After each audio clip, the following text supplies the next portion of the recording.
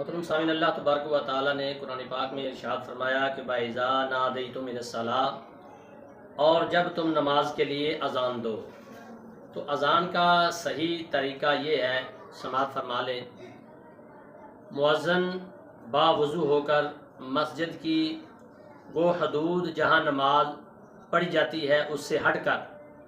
اور اونچی جگہ پر قبلہ رخ ہو کر کھڑے ہو۔ حدیث شریف میں آتا ہے، سیدنا عبداللہ بن زید رضی اللہ تعالیٰ عنہ نے فرمایا، خواب میں فرشتے نے قبلہ رخ ہو کر اذان پکاری اور پھر شہادت کی انگلیاں کانوں کے سراخوں میں ڈالیں، اور یہ سنت حضرت سیدنا بلال حبشی رضی اللہ تعالیٰ عنہ اور مستحب عمل ہے، کیونکہ حدیث شریف میں آتا ہے کہ پیارے آقا صلی اللہ علیہ وسلم نے سیدنا بلال حبشی کو حکم دیا کہ اذان کے وقت اپنی انگلیوں کو اپنے کانوں میں ٹھونس لیا کرو، اس سے تمہاری آواز زیادہ بلند ہوگی۔ تو حدیث شریف میں آتا ہے، سیدنا بلال حبشی رضی اللہ تعالیٰ عنہ اذان کہتے ہوئے حی علی الصلاۃ پر جب پہنچتے تو اپنا چہرہ ادھر ادھر پھیرتے اور ہاتھوں کی انگلیاں کانوں میں رکھتے۔ تو بلال حبشی اذان میں ہاتھ کی شہادت کی انگلیاں کانوں میں ڈال کر پھر اذان دیتے تھے، یہی احسن اور سنت ہے۔ اور دونوں ہاتھ کانوں پر رکھ لینا یہ بھی درست ہے، اور اس کے بعد بلند آواز سے اپنی سریلی لحن میں محبت سے اذان دیں، اور آواز اتنی بھی بلند نہ کریں کہ چلانے لگیں، کیونکہ طاقت سے زیادہ آواز بلند کرنا مکروہ ہے۔ اور ہر کلمے کی ادائیگی کے بعد قدر ٹھہریں، تھوڑی دیر ٹھہرنا چاہیے تاکہ سننے والا ہر کلمے کا جواب دے سکے۔ اور جب حی علی الصلاۃ کہے تو چہرہ دائیں طرف اس طرف پھیرنا چاہیے، اور جب حی علی الفلاح کہیں تو چہرہ بائیں طرف اس طرح پھیرنا چاہیے۔ تو یاد رکھیں، اس ذہن میں بٹھا لیں کہ صرف چہرہ ہی پھیریں، ایسے سینہ نہیں پھیرنا چاہیے، سینہ قبلہ رخ ہونا چاہیے سیدھا۔ تو اس لیے جب حی علی الفلاح کہتے وقت اپنا چہرہ دائیں اور بائیں طرف پھیریں اور خود نہیں گھومیں، لہذا اذان کے دوران صرف چہرہ پھیرنا چاہیے، سینہ قبلہ رخ ہی رہنا چاہیے۔ ایسے ہی سیدنا عبداللہ بن زید رضی اللہ تعالیٰ عنہ نے خواب میں اذان کہنے والے کو دائیں بائیں رخ کرتے دیکھا، یعنی کہ وہ چہرہ ہی پھیرتے تھے فرشتے دائیں بائیں۔ اور فجر کی اذان میں اس کے بعد الصلاۃ خیر من النوم 2 بار کہیں، اور تمام کلمات 2 بار کہیں، جبکہ آخری 2 کلمات ایک بار کہتے ہوئے اذان مکمل کریں۔ محترم سامعین، یاد رکھیں، کلمات اذان کے 2 بار کہنا ہی سنت ہے۔ اذان کے وقت شروع میں اللہ اکبر 4 بار کہیں، اور آخر میں اللہ اکبر 2 بار، تو لا الہ الا اللہ 1 بار کہیں، جبکہ باقی تمام کلمات 2 بار کہیں۔ حدیث شریف میں آتا ہے، سیدنا عبد الرحمن بن ابی لیلہ تابعی علیہ رحمہ نے کہا کہ پیارے آقا صلی اللہ علیہ وسلم کے اصحاب نے ہمیں بتایا کہ سیدنا عبداللہ بن زید انصاری رضی اللہ تعالیٰ عنہ نے پیارے آقا صلی اللہ علیہ وسلم کی خدمت میں حاضر آئے اور اذان کا واقعہ بتایا کہ میں نے دیکھا کہ ایک شخص پر 2 سبز رنگ کی چادریں ہیں، اور وہ دیوار پر کھڑا کلمات اذان 2 مرتبہ پکار رہا ہے۔ اقامت بھی دوہری مرتبہ کہنی چاہیے۔ تو لہٰذا معلوم ہوا سیدنا عبداللہ بن زید رضی اللہ تعالیٰ عنہ نے جو اذان خواب میں ملاحظہ فرمائی اس کے کلمات بھی 2 بار تھے۔ تو سیدنا عبداللہ بن زید رضی اللہ تعالیٰ عنہ فرماتے ہیں کہ پیارے آقا صلی اللہ علیہ وسلم کی اذان اور تکبیر 2 بار کہی تھی، اور یہ کہ اذان اور اقامت کے کلمات 2 بار پڑھی جائیں۔ لہٰذا اس لیے سیدنا علی رضی اللہ تعالیٰ عنہ ایک شخص پر گزرے جو اقامت 1 بار کہہ رہا تھا، تو آپ نے فرمایا اسے 2 بار کہو، تیری ماں نہ تجھے روئے۔ تو آپ نے یعنی کہ سختی کے ساتھ اسے فرمایا کہ اسے 2 بار کلمات یہ پڑھو۔ اسی طرح حدیث شریف میں آتا ہے، سیدنا صاحب بن یزید رضی اللہ تعالیٰ عنہ فرماتے ہیں کہ پیارے آقا صلی اللہ علیہ وسلم کے زمانہ پاک میں حضرت سیدنا ابو بکر صدیق رضی اللہ تعالیٰ عنہ اور سیدنا عمر فاروق رضی اللہ تعالیٰ عنہ کے عہد میں کلمات اذان دو دو بار تھے۔ اسی طرح سیدنا ابن عمر فرماتے ہیں کہ پیارے آقا صلی اللہ علیہ وسلم کے دور پر انوار میں اذان کے دو دو کلمات تھے، اور یہ کہ حضرت سیدنا بلال حبشی رضی اللہ تعالیٰ عنہ اذان اور اقامت کے کلمات دو دو بار کہتے تھے۔ اس لیے پیارے آقا صلی اللہ علیہ وسلم نے سیدنا بلال حبشی کو حکم فرمایا کہ وہ اذان کے کلمات دو دو بار کہیں، تو لہٰذا مؤذن رسول سیدنا صوبان رضی اللہ تعالیٰ عنہ اذان جب دیتے تو کلمات دو بار کہتے تھے۔ اسی طرح حدیث شریف میں آتا ہے سیدنا سلمہ بن اکوع رضی اللہ تعالیٰ عنہ اذان اور اقامت کے کلمات دو دو بار کہتے تھے۔ حدیث شریف میں آتا ہے کہ پیارے آقا صلی اللہ علیہ وسلم نے ان سیدنا محظورہ کو اقامت کے کلمات دو دو بار پڑھنے کی تعلیم فرمائی، اور اس کی تصدیق ہے حدیث شریف میں کہ راوی سیدنا ابو محظورہ رضی اللہ تعالیٰ عنہ کو سنا وہ کلمات اذان دو دفعہ کہتے تھے اور اقامت میں بھی اسی طرح ہی کہتے تھے۔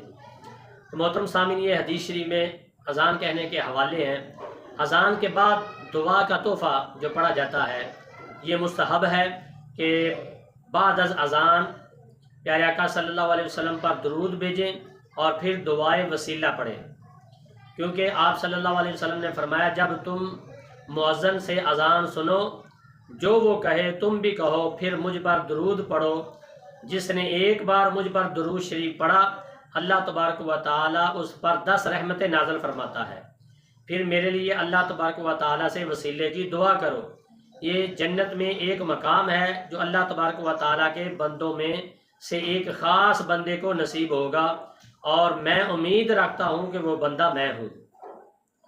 بس جس نے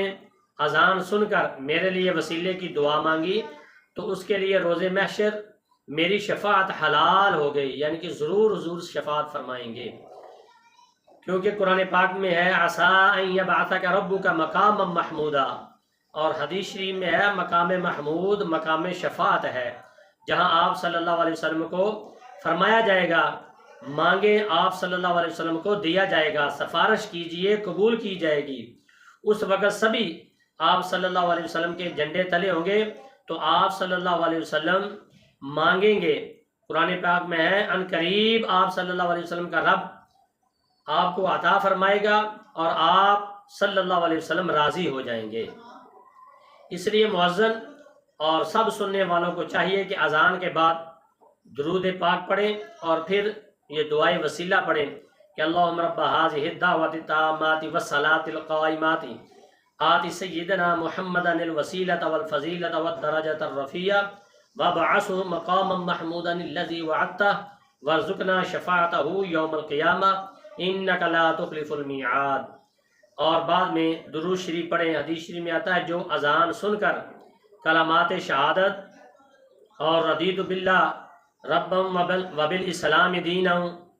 یہ پڑھتا ہے تو اللہ تبارک و تعالیٰ اس کے گناہ بخش دیتا ہے۔ پھر اپنے لیے اور سب کے لیے دعا مانگیں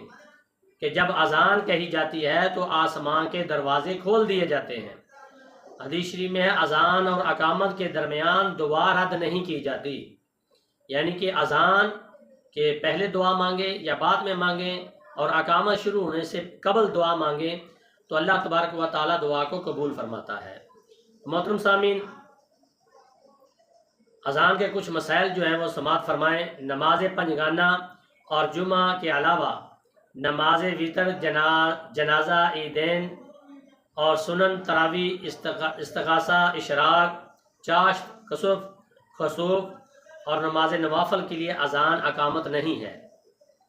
صرف اور صرف پنجگانہ نماز اور جمعے کی نماز کے لیے۔ اذان کے ہر کلمے کے بعد ذرا ٹھہریں، اور نہ ٹھہرے تو یہ مکروہ ہے، ایسی اذان لٹونا مستحب ہے۔ حدیث شریف میں آتا ہے پیارے آقا صلی اللہ علیہ وسلم نے حکم فرماتے ہوئے ہمیں ارشاد فرمایا کہ اذان ٹھہر کر پڑھیں اور اقامت تیزی سے پڑھیں۔ دوسری حدیث مبارکہ پیارے آقا صلی اللہ علیہ وسلم نے سیدنا بلال حبشی رضی اللہ تعالیٰ عنہ کو فرمایا جب تم اذان کہو تو سکون سے ٹھہر ٹھہر کر کہو، اور جب اقامت کہو تو جلدی کہو۔ لہذا سیدنا علی المرتضیٰ اور سیدنا عمر فاروق اور سیدنا زین العابدین رضی اللہ تعالیٰ عنہم نے فرمایا اذان ٹھہر ٹھہر کر کہو اور اقامت جلدی کہو، مگر خدا کے لیے اس کا یہ مطلب بھی ہرگز نہیں کہ اتنا آہستہ ہو جائیں کہ ہم 17 رکعت عشاء پڑھ لیں اور آپ جناب بھی ابھی اذان جاری رہے۔ تو لہٰذا مؤذن کے لیے مسائل ضروری یہ سمجھنے چاہیے، اور نماز کے اوقات کا جاننا ضروری ہے مؤذن کے لیے۔ جاہل اور ناواقف کو مؤذن نہیں بنانا چاہیے، اسے ثواب بھی نہیں ملے گا۔ حدیث شریف میں آتا ہے تم میں سے اچھے لوگ زیادہ سمجھدار اذان دیں۔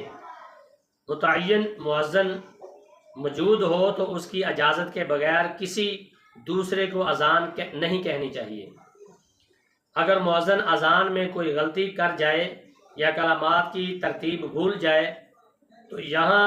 بھی یاد آئے، وہیں سے فوراً لوٹ آئے، اور یہاں سے غلطی ہوئی وہاں سے دوبارہ اذان کہنی شروع کر دے۔ ساری اذان دوبارہ کہنے کی ضرورت نہیں، اور اگر اذان کے بعد غلطی کا علم ہو تو اذان کا اعادہ کرنا چاہیے، یعنی کہ دوبارہ اذان دینی چاہیے۔ محترم سامعین، اذان و اقامت کہتے ہوئے کلام، طعام، سلام سب منع ہے، اور نہ آواز کی صفائی کے سوا کھنگارنا بھی نہیں چاہیے۔ اگر آواز کی صفائی جو ہے وہ ملوث خاطر ہو تو پھر کھنگارنا چاہیے، ورنہ نہیں۔ اذان کو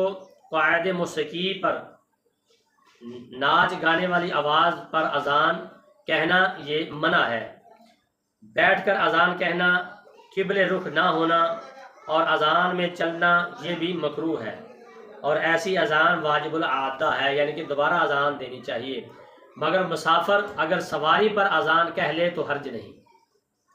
سنت یہ ہے کہ اذان با وضو کہی جائے، مگر چونکہ اذان کہنا قبلہ اذکار ہے اور اذکار کے لیے وضو لازم نہیں، تو حدیث شریف میں آتا ہے کہ پیارے آقا صلی اللہ علیہ وسلم ذکر الہی ہر حالت میں جو ہے وضو ہو یا نہ ہو کر لیا کرتے تھے، اس لیے بصورت عذر بے وضو اذان کہی جا سکتی ہے۔ بصورت عذر یعنی کہ کوئی عذر ہو تو بے وضو اذان کہی جائے تو جائز ہے، مگر ایسا کرنا مکروہ تنزیہی ہے، اور عادت بنا لینا یہ بہت برا ہے۔ وضو کی تاکید میں حدیث شریف میں ہے، پیارے آقا صلی اللہ علیہ وسلم نے فرمایا اے ابن عباس، اذان کا نماز سے تعلق ہے، بس تم میں سے کوئی شخص اذان نہ کہے مگر طہارت سے، یعنی کہ باوضو ہو۔ تو دوسری حدیث مبارکہ میں ہے کہ اذان وہی کہے جو باوضو ہو، لا یؤذن الا متودی، کوئی اذان نہ کہے مگر باوضو ہو کر۔ یہ حدیث ضعیف ہے، تاہم تنبیہ کے لیے کفایت کرتی ہے، لہذا جنابت کی حالت میں اذان کہنا مکروہ تحریمی، یعنی کہ حرام ہے جب بندہ پلیت ہو جنابت کی حالت میں، اور واجب الاعادہ ایسی اذان دوبارہ کہنی چاہیے۔ مؤذن کا دوران اذان وضو ٹوٹ جائے تو کوئی حرج نہیں، اذان پوری کرے۔ نبینہ آ کر ٹھیک وقت پر اذان دے تو درست ہے، کیونکہ حدیث شریف میں آتا ہے کہ نبینہ صحابی سیدنا ابن ام مکتوم رضی اللہ تعالیٰ عنہ مؤذن رسول تھے، اور بے سمجھ لڑکے کی اذان درست نہیں، جبکہ سمجھدار نابالغ لڑکا اذان کہہ سکتا ہے، مگر بالغ کی اذان افضل ہے۔ اور عورت، خنشی، مجنون، مست، جنبی، فاسق، فاجر شخص بے شک وہ عالم ہی ہو کہ اذان مکروہ ہے اور واجب الاعادہ ہے، یعنی کہ دوبارہ اذان کہی جائے گی۔ ایک شخص کا 2 جگہ اذان کہنا مکروہ ہے، جس مسجد میں اذان فرض پڑی اسی میں اذان کہے، یعنی کہ جس مسجد میں نماز فرض ادا کرنی ہے نماز، تو اسی میں ہی اذان کہنی چاہیے۔ شہر یا گاؤں سے باہر کھیت یا باغ وغیرہ جہاں پر کسی آس پاس کی جگہ سے اذان کی آواز پہنچتی ہو، وہاں الگ اذان ضروری نہیں، بلکہ وہیں اذان کافی ہے جو آواز پہنچ رہی ہے۔ اس اذان پر نماز اور جماعت درست ہے، تاہم بہتر ہے کہ اذان کہہ لی جائے، ورنہ اقامت تو ضرور کہہ لینی چاہیے، اقامت نہ کہنا مکروہ ہے۔ تو لہذا اذان کو اس کی حدود و قعود کو مد نظر رکھ کر درست تلفظ سے کہنا ضروری ہے، ورنہ اس کا وبال اذان کہنے والے اور کہلانے والے پر ہوگا، اور جنہوں نے غلطی جانتے ہوئے اسے روکا نہیں اس پر، ان سب پر گناہ ہوگا۔ آج کل عموماً بچے اور ایسے بڑے اذان کہتے ہیں جن کی ادائیگی غلط، تلفظ غلط، کھڑا ہونا غلط، اور واضح قطع لباس غلط، اور نہ جانے پاکی پلیتی کا کیا حال ہوگا۔ ایسی اذان اپنے اندر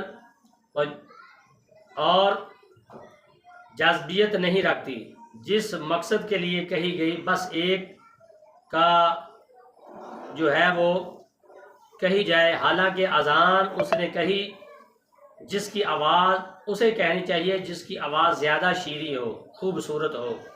جیسا کہ حدیث شریف میں آتا ہے پیارے آقا صلی اللہ علیہ وسلم کو ان کی سیدنا ابو محذورہ رضی اللہ تعالیٰ عنہ کی آواز اچھی معلوم ہوئی،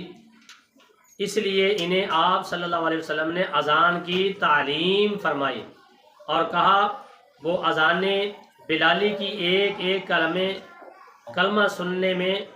اتر جائے اور سینے میں ایک ایک کلمہ جو ہے وہ اتر جائے، ایسے لوگوں کی آواز صاف ستھری ہو جن کی اسے اذان کہنی چاہیے،